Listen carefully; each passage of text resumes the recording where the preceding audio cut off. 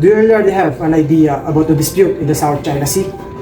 Well, today, we will discuss one of the countries who strongly claims their territorial right in the South China Sea, a highly contested maritime region that multiple countries claim. Taiwan, officially known as the Republic of China, or ROC, it controls several islands in this area, but its claims often overlap with those of China, the Philippines, Vietnam, Malaysia, and Brunei. This presentation will explore Taiwan's historical and legal justifications, the specific islands and the waters it controls, and the geopolitical significance of its claims. Understanding Taiwan's position is crucial to grasping the broader disputes in the South China Sea and their impact on regional security. We will begin by looking at the key islands and features claimed by Taiwan. Taiwan claims in the South China Sea. Taiwan claims several islands and waters in the South China Sea, a region known for territorial dispute involving multiple countries. Here's a breakdown of the key features Taiwan claims. First is Taiping Island or Ito-Aba, about 860 nautical miles southwest of the Taiwan. It is the largest natural island in the Spratly Island, featuring an airstrip and a freshwater source, making it Taiwan's most significant holding. Next is Pratas Island or Dongsha, roughly 240 nautical miles southwest of Taiwan, located in the North-South China Sea. These atolls sit near major shipping routes and are under the control of Taiwan Coast Guard. Next is Zongsha Reef or Bantan Reef, around 810 nautical miles southwest of Taiwan, a small but strategically important reef supporting Taiwan's maritime claims. This is the Zongshu Reef nearby the Taiping Island. Next is Paracel Island or Sangsha Dispute, located around 650 nautical miles from Taiwan, currently controlled by China but claimed by both Taiwan and Vietnam. Taiwan's claim date back to the Republic of China or ROC era, but is no physically presence there. Next is Scarborough Shoal or Wangyan Dao, roughly 475 nautical miles from Taiwan, rich fishing ground controlled by China but claimed by Taiwan and the Philippines. Taiwan historically include it is the U-shaped line, claimed but does not have force station there. Next is water enclosed by the U-shaped line or the 9-dash line, extend across the South China Sea with the close part a few hundred nautical miles from Taiwan, and the farther part is over 1,080 nautical miles away Taiwan. Taiwan claims largely mirror China 9-dash line, although it has not enforced it aggressively. Taiwan's South China Sea strategy remains defensive, focusing on Taiping Island and the Pratas Islands, where it has an actual presence. Meanwhile, it had claim over the Paracel Island and Scarborough Shoal are most symbolic as China dominated both features. Historical and legal foundations. First, I want to tackle about the history or the historical foundation of the claims of Taiwan in the South China Sea.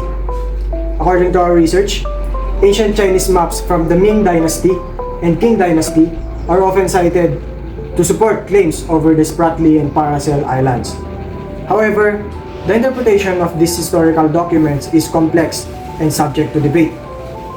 One notable example is the Yuan Shi, an official history commissioned during the Ming Dynasty in 1369, which includes references to islands that may correspond to the Spratly. Similarly, in Qing Dynasty maps, such as the Daking Yitong Zi, that depicts maritime features in the South China Sea. These documents are often referenced to assert historical claims over the islands. However, the interpretation of these historical documents is complex and subject to debate. Some scholars argue that these maps do not provide definitive evidence of sovereignty, as they often lack precise cartographic accuracy and may not clearly delineate the islands in question. This is an example of the map that being said. As you can see, it is lacked in precise cartographic accuracy, in colors, in lines, and may not clearly delineate the islands. It is a portion of an 1604 version of the Ritchie map with the legend about the Ming Empire's borders intact. Additionally, some sources contend that the Paracel and Spratly Islands were not consistently represented in ancient Chinese administrative maps. An article from VietnamNet suggests that these islands did not appear in certain historical Chinese maps, indicating a lack of consistent recognition as Chinese territory. Given the complexity, so this is an example of the map that being said. Given the complexities and varying interpretations of historical maps, they should be considered as part of a broader analysis that includes historical records, legal documents, and international law when evaluating territorial claims in the South China Sea. Now, let's talk about the legal foundations of the Taiwan's claim in the South China Sea. First is the post-World War II agreements. Number one is the Cairo Declaration in 1943. The Cairo Conference took place on November 22 to 26 in 1943 during World War II. It was attended by Chiang Kai-shek by Republic of China, Franklin Roosevelt of USA, and Winston Churchill of UK. The Cairo Declaration was issued on December 1, 1943, stating that Japan must return all territories it had taken by force. Now, how it affects Taiwan's claims? The declaration stated that all territories Japan has stolen from China, such as Manchuria, Formosa of Taiwan, and Pescadores, shall be restored to the Republic of China. While it focused on Taiwan and Manchuria, it did not explicitly mention the South China Sea islands. Taiwan argues that since Japan had controlled the Paracel and Spratly before the war, they should have been returned to China or Republic of China as well. Next is the Potsdam Declaration in 1945. It is issued on July 26, 1945 by the United States, United Kingdom, and Republic of China. It stated the terms for Japan's surrender and emphasized the restoration of occupied territories. The Potsdam Declaration reaffirmed the Cairo Declaration, meaning that Japan had to return occupied territories. However, like the Cairo Declaration, it did not specifically mention the Spratly or Paracel Islands. Taiwan uses this as evidence that the Republic of China or ROC was entitled to reclaim all territories Japan had taken from China. Japan's surrender and Taiwan's occupation of the islands in 1945 to 1946. Japan surrendered on September 2, 1945, signing the Instrument of Surrender. The Republic of China, Taiwan, sent naval forces to reclaim the South China Sea islands. On December 12, 1946, Taiwan's military landed on Taiping Island or Ito Aba and took control. Taiwan also took control of the Pratas Islands or Dongsha. And now, how it affects Taiwan's claims? Taiwan argues that because it was the first to reoccupy the Spratly Islands after Japan's surrender, it has sovereignty over them, since Japan had controlled these islands during the war. Taiwan considers them a restored Chinese territory. And now, the San Francisco Peace Treaty in 1951. So what's this treaty? It is signed on September 8 in 1951 and went into effect on April 28, 1952, and officially ended Japan's control over its occupied territories after World War II. It is signed by Japan and 48 allied nations, including the United States, United Kingdom, Australia, and France. China, both the Republic of China, Taiwan, and the People's Republic of China, or PRC, was not invited to the conference. What did the treaty say about the South China Sea? The treaty contained key provisions regarding territories Japan had previously controlled. The most relevant article for the South China Sea issue is the Article 2F, Japan's renunciation of the Spratly and Paracel Islands. It says that Japan renounces all right, title, and claim to the Spratly Islands and to the Paracel Islands. This means that Japan gave up its control over these islands but did not specify which country would receive sovereignty over them. This lack of clarity led to competing claims from Taiwan or ROC, China, Vietnam, and the Philippines. Taiwan, Republic of China or ROC, argues that it should have inherited sovereignty over the South China Sea islands for the following reasons. First, Japan took the Spratly and Paracel Islands from China before World War II.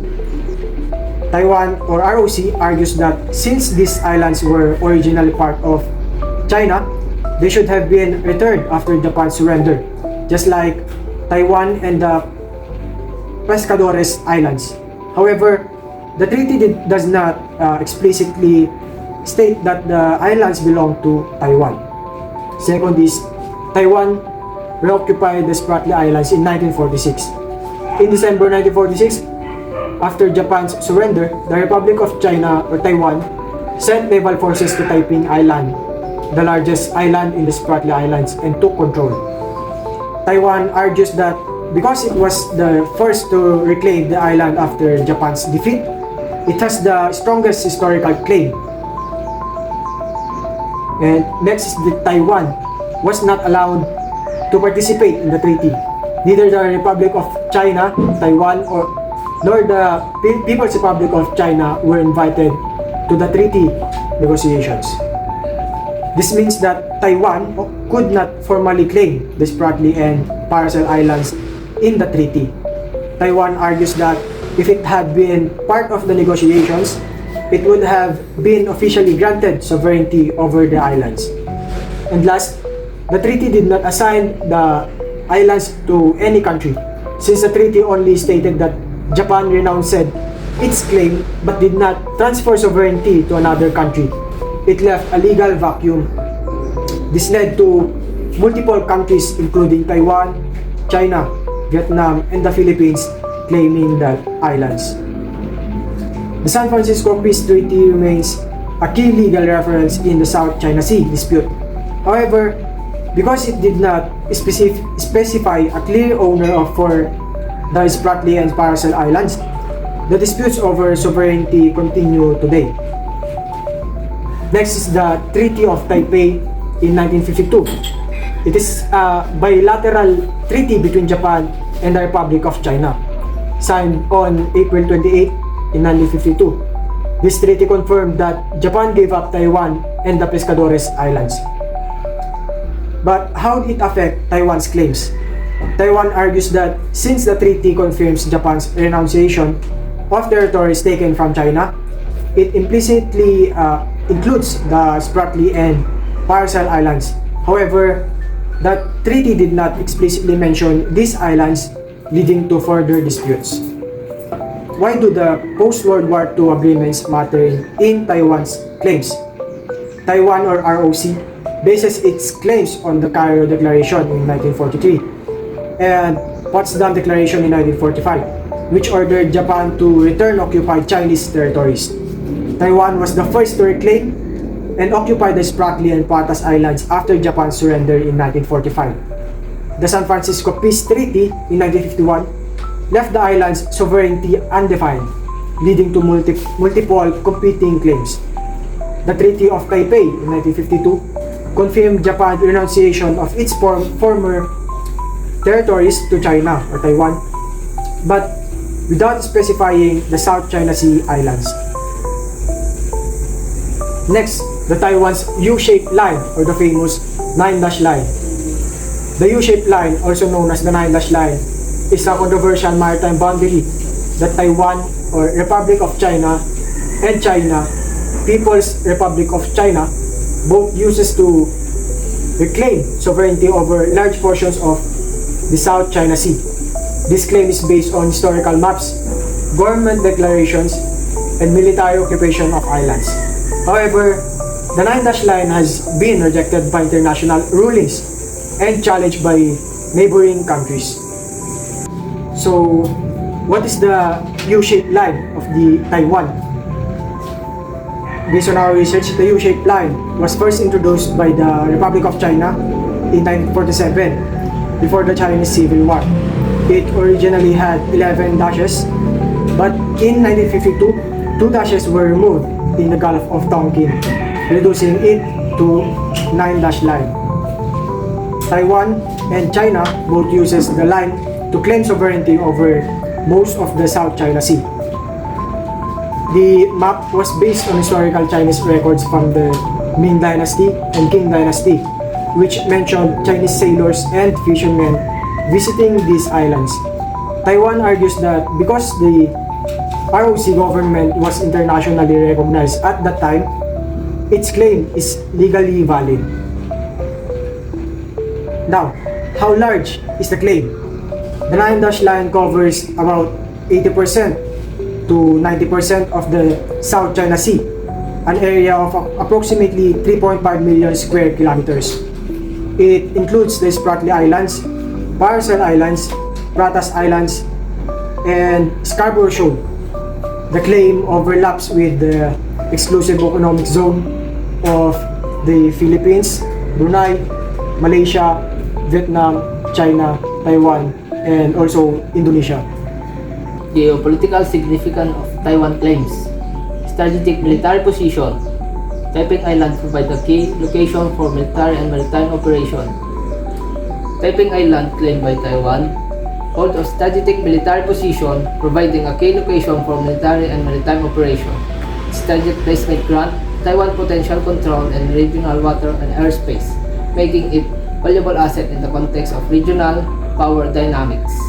The strategic advantage can influence regional security and stability, attracting attention from both allies and adversaries. Resource-rich water. The South China Sea has abundant fisheries and potential oil and gas reserves. Resource-rich water, what economic resources are at stake. Control over these resources is vital for Taiwan because fishing rights contribute to Taiwan economy and food security. Potential oil and gas reserves could reduce Taiwan dependence on energy imports. The South China Sea is a resource-rich area as a known abundant and fisheries and potential oil and gas reserves. Taiwan claim in this area represents state these valuable resources, creating a point of contention with other claimants who also seek to exploit these resources. This territorial dispute of the South China Sea undergoes the complex geopolitical landscape of the region, where competing claims and resources and strategic location drive tension and international relation. The potential economic benefits and strategic significance of these resources make the South China Sea focal point of international interest and competition. Number 3. Regional tensions. Taiwan's claim overlap with those China, the Philippines, Vietnam, and Malaysia. Taiwan claims a portion of South China Sea, specifically the Pratas Island, the Paracel Island, and the Spratly Island. These claims are based on historical records and legal arguments, similar to China of those, as Taiwan's official stance on the 9-dash line aligns with Beijing claim. Overlapping claims and disputes. Taiwan's claims overlap with several nations, leading to ongoing disputes. First is China. China claims nearly the entire South China Sea under its 9-dash line, including areas Taiwan also claims.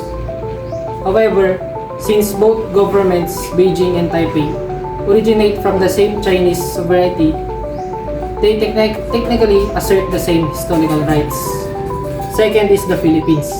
Philippines claims part of the Spratly Island, particularly the Kalayaan Island Group, and disputes Taiwan's occupation of Taiping Island or Ito Ama, the largest naturally occurring island in the Spratlys. Next is Vietnam. Vietnam claims all of the Spratly and Paracel Island based on historical control. Vietnam actively contests Taiwan's control over Taiping Island. And lastly, Malaysia. Malaysia claims a portion of southern Spratly Islands and some of which overlap with Taiwan's claims. And also, addition to the tensions is Brunei. Brunei claims an exclusive economic zone or EEZ that overlaps with part of Spratly Islands, though it does not control any islands directly. Number 4. Influence on cross-strait relations. Taiwan's control over this island affect its international standing and relation with China. Taiwan's claims in the South China Sea plays a complex role in cross-strait relations between China and Taiwan. While both claim are the same areas based on historical records, their differing political positions create tensions and challenges in how they engage with each other and the religion. Shared but uncoordinated claims. Both Taiwan and China claims almost identical territories in the South China Sea, following the 9-dash line concept first drawn by the Republic of China or ROC before the Chinese Civil War. Despite these shared claims, Taiwan and China do not cooperate in asserting their claims because Taiwan rejects Beijing sovereignty over it. China considers Taiwan part of its territory and does not recognize Taiwan as a separate claimant in the South China Sea, insisting that Taiwan's claims are part of China's. International reactions and legal challenges. The South China Sea is a highly disputed region, with several countries claiming ownership of various islands and waters. Taiwan is one of the claimants, asserting control over the Partas Islands, the Paracel Islands, and the Sprat Islands. However, its claim faced legal and political challenges due to its unique international status and opposition from neighboring countries. In terms of United Nations Convention of the Law of the Sea, or also known as UNCLOS, Taiwan is not a UN member, affecting its legal standing. The United Nations Convention of the Law of the Sea is the main international treaty governing maritime disputes. It defines territorial waters, exclusive economic zones, and international navigation rights. Taiwan is not a UN member, so it cannot officially participate in UNCLOS discussions or claim legal negotiation under it. This weakens Taiwan's ability to defend its claim in international courts. Second, the 2016 arbitration ruling. The Hague ruled against China's broad claims, impacting Taiwan's position. In 2016, an international tribunal at The Hague ruled against China's broad territorial claims in the South China Sea. The ruling also impacted Taiwan because it rejected the argument that Taiping Island, which Taiwan controls, is large enough to generate an EEZ. As a result, Taiwan's claim lost some legal backing, reducing its control over surrounding waters. Third, reaction from other claimants. The Philippines, Vietnam, and Malaysia have contested Taiwan's claims.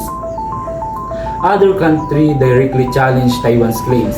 The Philippines, Vietnam, and Malaysia have competing claims over the same islands and waters.